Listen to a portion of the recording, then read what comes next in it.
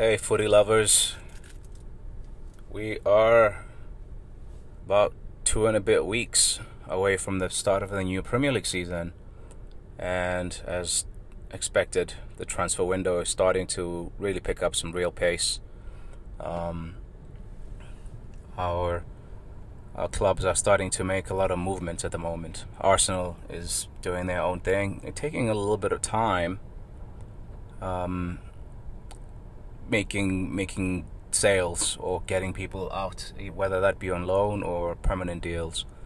But I do think they're starting to do something that's really interesting. I mean, I've said this in previous podcasts or in previous blogs or wherever I've spoken about it. I actually really like watching what's happening at Arsenal in this summer, and then in the last couple of windows it happened to a far lesser degree, but this summer being the first real summer where Arteta and Edu have been the real, what I've been calling the real leading voices on Arsenal's technical direction. I really think Edu doesn't get enough credit for the work that he does or seemingly does, and then gets credit for things that have gone wrong. So it's one of those things with football fans, where we once we've made up our mind about a player or anything about it, our club, whatever club you support as a football fan, it's very easy to just stay on that first decision, and I think this guy Edu, I don't think he's pulling up trees or anything like that. However, what he is able to do is what I think many Arsenal fans were hoping was going to happen in 2018 when Wenger left. He's dropped, like last summer wasn't really his summer. And 2019, he arrived, at the very end of that summer in 2019. Last summer, Raul was still pretty much hands-on, and Raul was let go. Raul Sanyehi, that is, was let go in the middle of the window, and then Edu ended up with a lot to do there, and then Hasfami, and there was a lot of departures. That left him with maybe a little bit too much to do. And now that he's starting to build his own team, and Richard Garlick is there helping as well with the administrative side of things, like to make sure that communication is smooth and deals are being worked on and ironed out. I've actually been really impressed with what Edu and the Arsenal, because I know it's not just him, and that's the other mistake I think sometimes we make as fans. When things go wrong, we say, one person's name. If results go wrong, Arteta, or the players, or this particular player. It's never always that easy, but I think, none of us spend as much time obsessing about what decisions need to be made and then get criticized on them. I think the beautiful part of being a fan, I guess, is you can say whatever you want when you want. And the chances of you being held accountable are very slim, because it's not your job, right? Unless somebody on Twitter feels like they have the energy to call you out on something you've said, or some other place, maybe at a bar, when people used to watch games in bars. So I don't want to talk too long about fans not having the responsibility, because fans are not supposed to have the responsibility. But I actually want to really focus on what I think is happening, that I find fascinating at Arsenal. So there seems to be a coherent and clear plan, to invest in the incoming side of things anyway. To invest in young players, who show promise, right? Not young players who've necessarily proven themselves for a great deal of time at the top level. It was fascinating when Smith Rowe, towards the end of last week, was announced that he had extended his Arsenal contract up until 2026, and that he was given the number 10 jersey. I liked what he had to say, but I liked even more what Arteta had to say, and Edu. That, you know, he's a kid who represents what the club future is supposed to be, or what they've envisioned the club's future will be. And I kind of liked that, you know, like they are really starting to show some long-term thinking. And I know last summer, for example, you know, going back about a year ago, you know, some of the things that were not really appreciated. I think when we talk about last window, as Arsenal fans in general, we talk about, you know, who was sold and who was not sold, and who came in from another club, like, you know, whether it was Dani Ceballos on loan, or you know, Thomas Partey and Gabriel. Those are the signings that everybody talks about. And then, of course, the controversial ones of Pablo Mari, who was signed, you know, through some Peli agents, with Raul, who, while he was out in Brazil, you know, and it was like, people are like, wow, this guy, you know, he's had no career in Europe. Like, how did we even find him? You know, when people started to just lose all sorts of trust with that head of football tenure of Raul at Arsenal, as well as Cedric, right? Like, so people think about it in those terms, but none of us think about Martinelli was signed on to an even newer, like, longer term contract a year after he had arrived at Arsenal. And more importantly, a lot of us were fretting over Bukayo Saka as well, and what was going to be the deal with him. He was signed on to a new long-term contract, given a very big responsibility at the club, and took to it like duck in water, you know. That those two deals are not spoken about a lot, you know. And I know Aubameyang had an abomination of a year in terms of, like, his stats over the last 7 to 8 years. You know, he had a very poor year by his standards, even though he was in his mid-teens for goals. That's, you know, a striker of his caliber expects more from himself. So, and us as fans expect more from him too. However, I do think there were some pointers there, you know, that there was going to be opportunities for young players in this club, if they were prepared to represent themselves and the club in ways that you know, the people in leadership could be proud of. So Guendouzi was sent away, and I know SALIBA has a big followership and a lot of support, and I think it's right for him to have all of that. However, I do think some fans have been really over the top, maybe, to be, if that's fair. I think that's fair. I think a little over the top, and I know I've been frustrated at the lack of opportunities for Saliba at Arsenal, but I've really had to think back as well and to see what was my initial reaction to. I think it was just the excitement of, we had found our own little, you know, Konate, or, you know, the next young French central defender to be the big thing. You know, like, he was compared to Raphael Varane.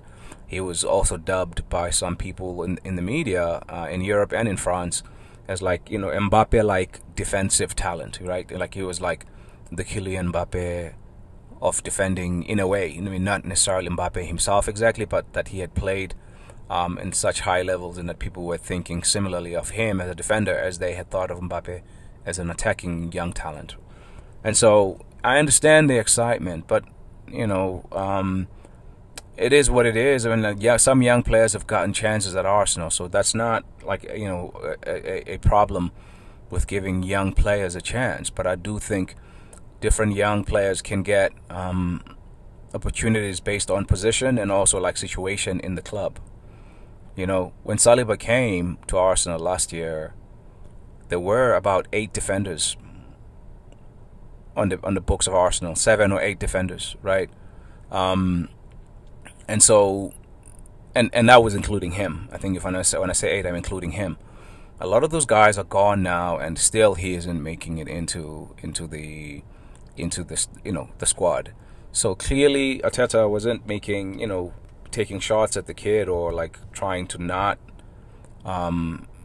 give him a shot at Arsenal just because he hates him or something. But I think they definitely are seeing something here that's a developmental like strategy and taking a long-term view on this kid. Hopefully the kid doesn't feel too miffed about it, and hopefully that has been communicated clearly with a clear plan, and hopefully that they will extend him when he comes back next summer with 2 years left on his contract, and then he will integrate into the first team, because center backs do need and do mature. They do mature a little bit later normally. Center backs and goalkeepers, they mature a little bit. It's a very high leverage position, center back, and maybe even center midfield, where you are also expected more than just your technical ability to be the leader in the team and setting things up. Like a center back, goalkeeper, center mid. Those are very crucial positions in how well your team will be playing, in any given day. Not that other positions are not important, but that's kind of like the very backbone of the team. If you go right down the middle, all the way to striker sometimes, but you can't get away with playing younger players up front. And it's very rare to get away with playing young players at the back. So just something to consider there. That like it's not all personal against SALIBA that he's been sent on loan this year, and Guendouzi, I think it's just a culture fit. That's the issue. I think if he was less of a prick, he would probably be at Arsenal right now, playing preseason football, getting ready to play his third season with the Arsenal first team, because there's opportunities there, right? But a couple more things that encourage me about the Arsenal thing is that the Arsenal strategy in the transfer window is that whilst they're struggling to get players out, it hasn't stopped them from making a number of signings and signings that I'll talk about in a little bit, just after this short little break.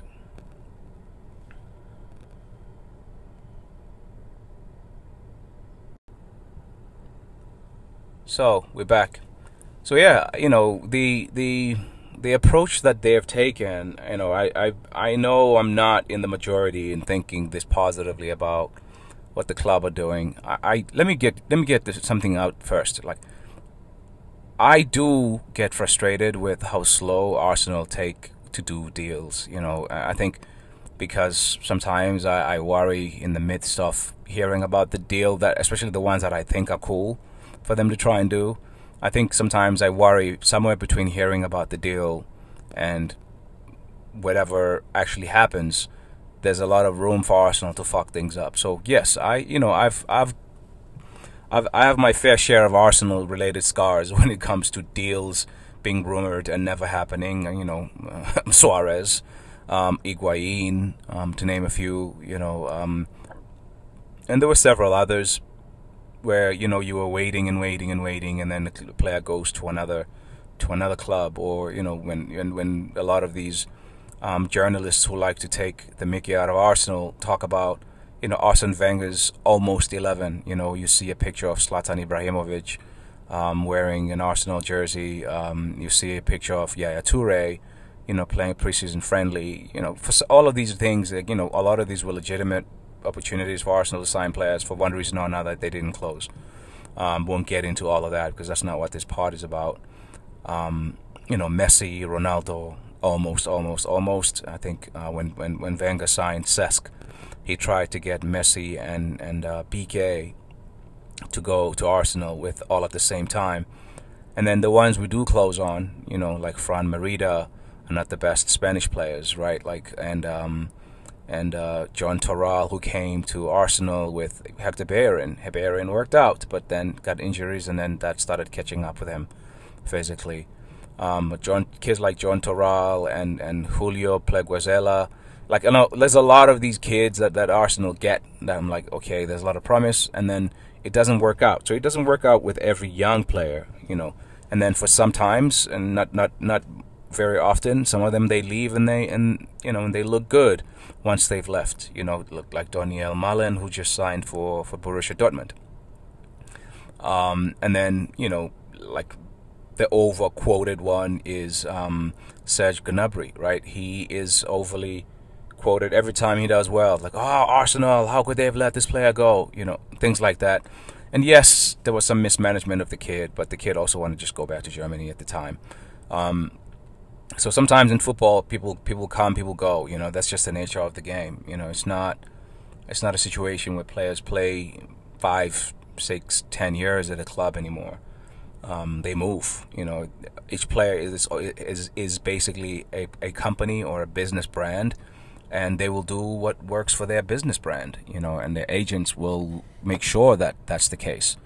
And you know, agents are not necessarily bad people, but you know, they've been paying to be as such. But coming back to Arsenal, though, like I really like the approach. You know, and I said I was going to talk a little bit about, you know, what I'm seeing them do in the transfer market. Like the Albert Lokonga deal is exactly the kind of deal that I think a lot of us have been kind of yearning for and saying, why are we always buying players? You know, like when Arsenal buys players like Granit Xhaka for £34 million, right, and maybe Mustafi for about £30+ million, and Leicester goes and gets Riyad Mahrez for less than £1 million, and N'Golo Kante for almost nothing too, right? This is the kind of signing. I know that yes, Lokonga is a Belgian kid who is thought of highly in that country. And so Arsenal paid, you know, about £17 million or something like that, or £15 million, 17 million euros. Don't quote me exactly on that, but I know it's 15 and 17 and somewhere along those lines.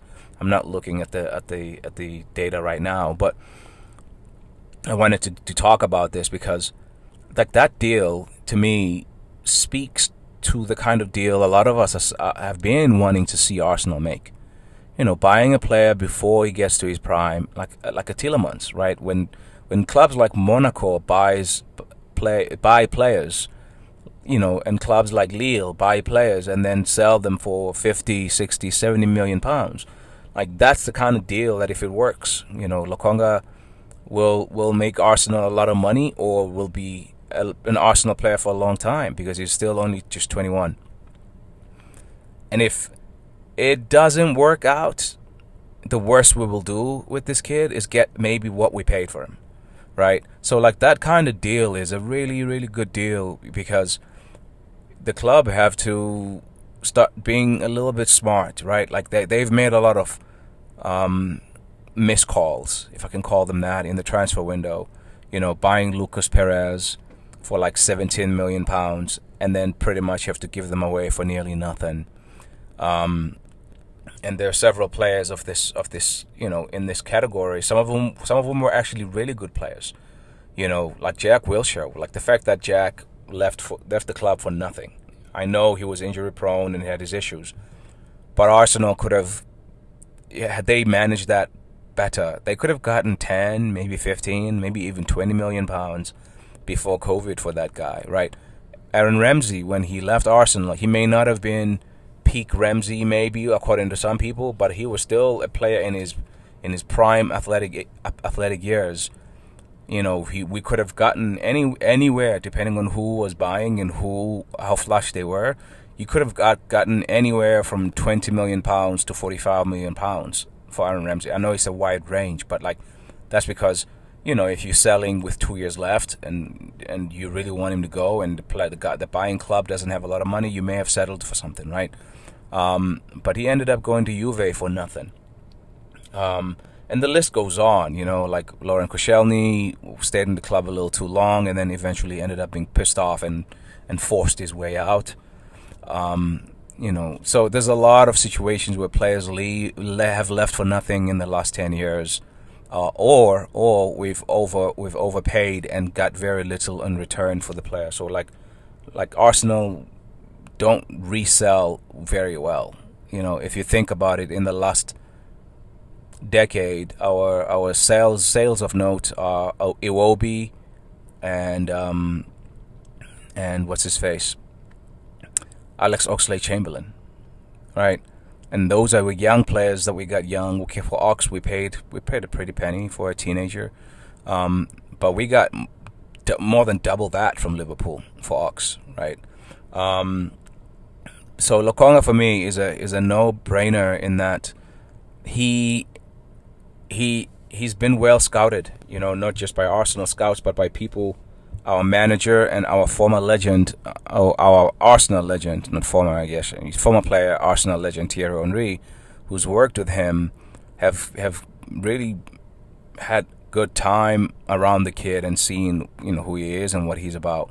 Vincent Kompany, one of the best leaders in English football in the last 20 years, has worked with him as a coach, thinks very highly of him, made him captain at 2021 for his club side Anderlecht. So I think that there's a lot more to this deal than really meets the eye, and I think it's something that I'm more than happy to get behind, whether it works or not, because I do think this kid will have a higher ceiling than El Neni, who got a lot of minutes, and Dani Ceballos, who got a lot of minutes in that central role at Arsenal.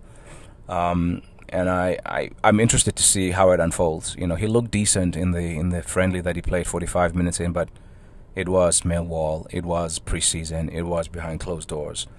But I don't think the kid is somebody who's going to be afraid when the lights are brightest, and I don't think he's going to shrink when the lights are brightest.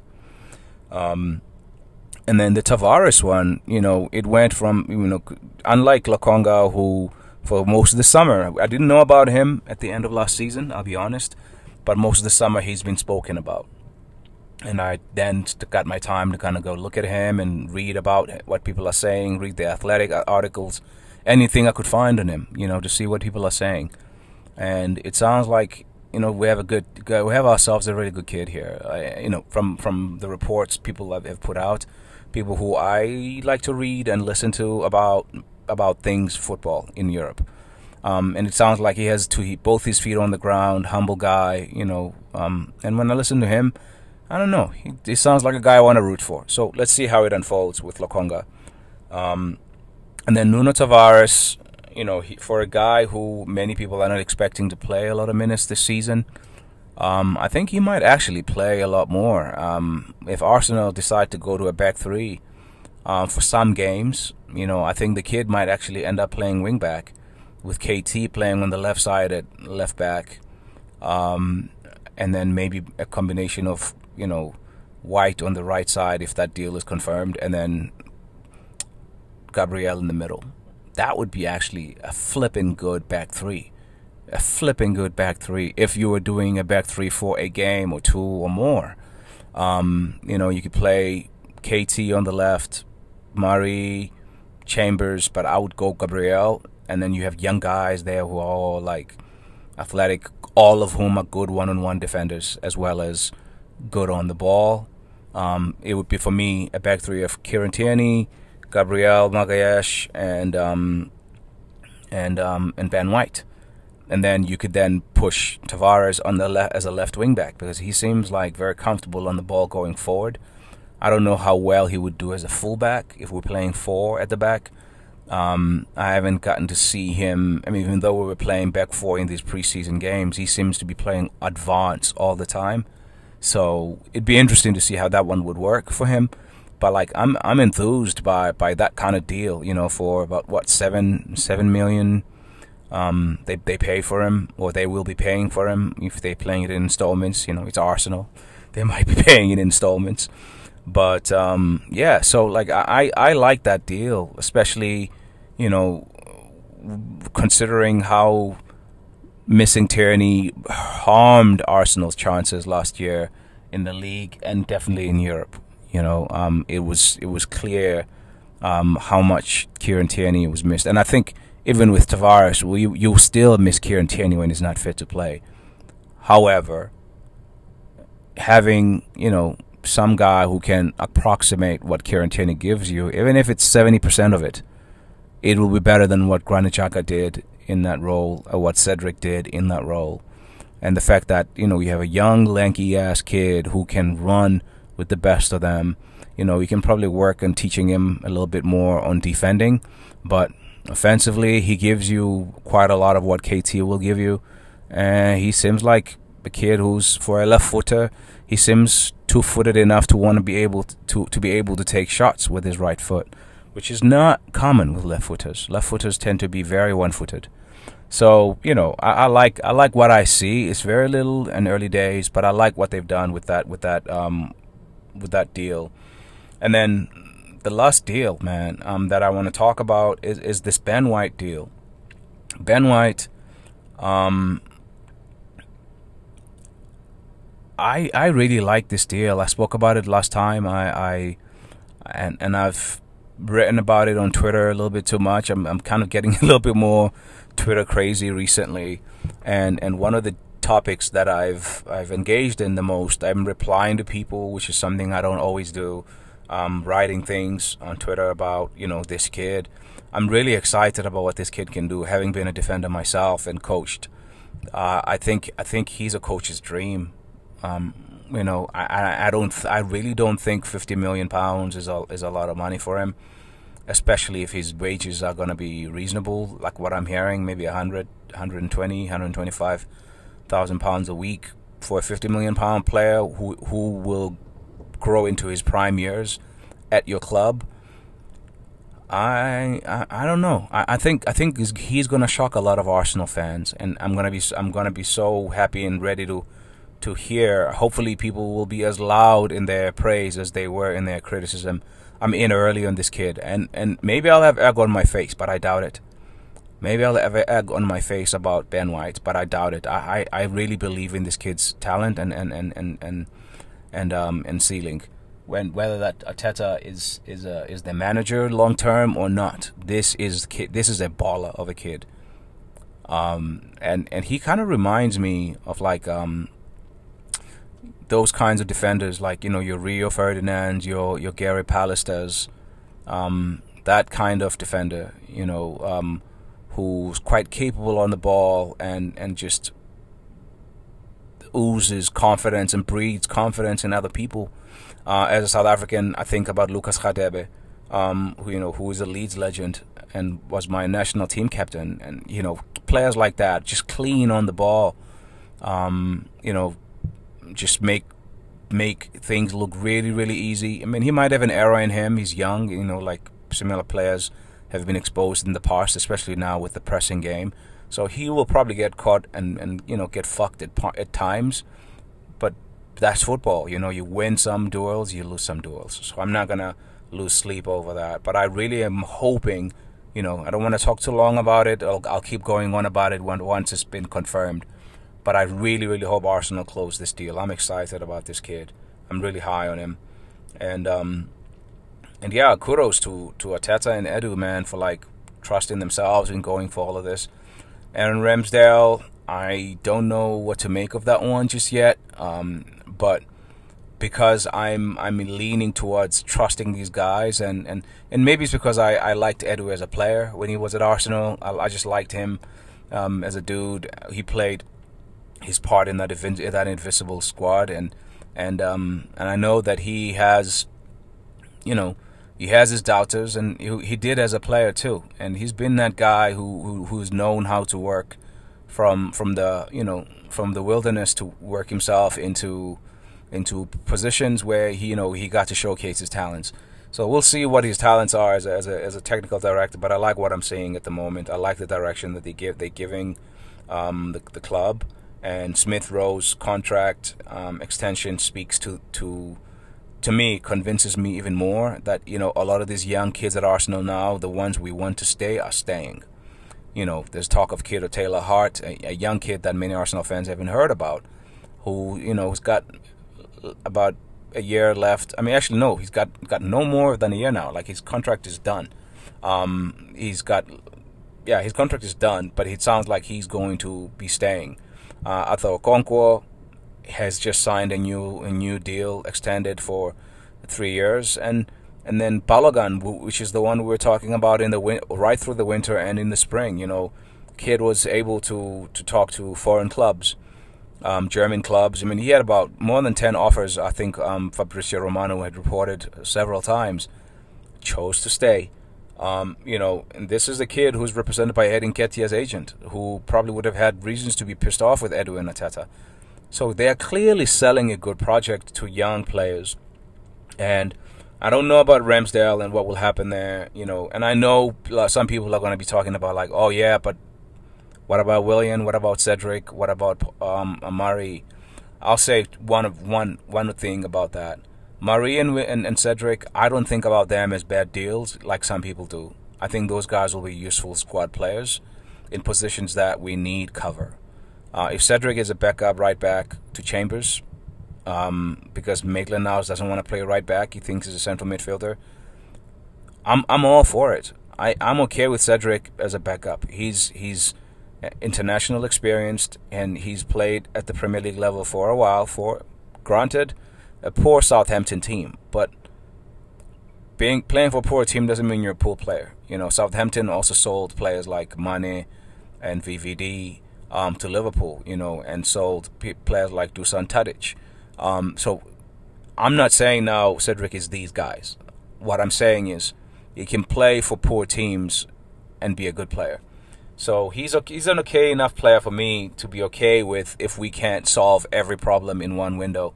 And I think right back for me is that problem that may needs to just be waited on to be solved. You know, I think there's time to solve all the other positions, but I think that the crucial ones for me are along the spine. Centre back, if White is done, great. Next to Partey, I'm interested to see if the club will actually be doing something on that, or they're going to trust the players we already have.